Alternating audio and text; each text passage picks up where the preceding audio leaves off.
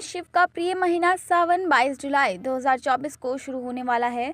सावन का महीना शुरू होते ही कांवड़ यात्रा भी शुरू हो जाती है।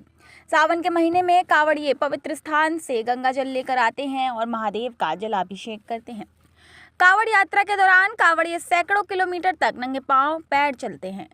यात्रा के दौरान ऐसे कई नियम हैं जिनका पालन करना जरूरी होता है। तो चलिए जानते हैं कि कांवड़ यात्रा के दौरान यात्री नंगे पैर क्यों चलते हैं और इस यात्रा की शुरुआत किसने की थी। पौराणिक कथा के अनुसार एक बार राजा सहस्त्रबाहु ऋषि जमदग्नि के पास गए। ऋषि जमदग्नि ने उनकी सेवा और सम्मान की उत्तम व्यवस्था की। सहस्त्रबाहु भी ऋषि के सम्मान और आतिथ्य से प्रसन्न हुए, लेकिन उन्हें समझ नहीं आ रहा था कि साधारण और गरीब ऋषि उनके और उनकी सेना के लिए इतना भोजन कैसे जुटा पाए। वे इस प्रश्न का उत्तर जानने के लिए उत्सुक थे, इसलिए उन्होंने अपने सैनिकों को अपने प्रश्न का उत्तर खोजने के लिए काम पर लगा दिया।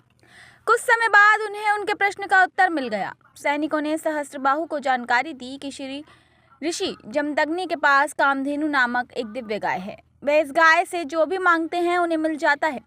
जब राजा को पता चला कि इस कामधेनु गाय के कारण ही ऋषि जमदग्नि संसाधन जुटाने में सक्षम थे, तो सहस्त्रबाहु उस गाय को पाने के लिए लालची हो गए। उन्होंने ऋषि से कामधेनु गाय मांगी, लेकिन ऋषि जमदग्नि ने कामधेनु गाय देने से इनकार कर दिया। इस पर सहस्त्रबाहु क्रोधित हो गए और उन्होंने ऋषि जमदग्नि की हत्या कर दी। जब परशुराम को पता चला कि सहस्त्रबाहु ने कामधेनु गाय को पाने के लिए उनके पिता ऋषि जमदग्नि की हत्या कर दी, तो उन्होंने सहस्त्रबाहु की सभी भुजाएं काटकर उनकी हत्या कर दी। इसके बाद परशुराम ने कठोर तपस्या करके अपने पिता जमदग्नि को जीवन दान दिया।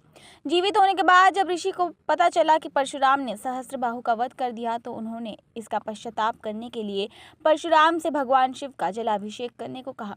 अपने पिता की आज्ञा का पालन करते हुए परशुराम कई किलोमीटर नंगे पैर चले, गंगा जल लाए और आश्रम के पास एक शिवलिंग स्थापित किया।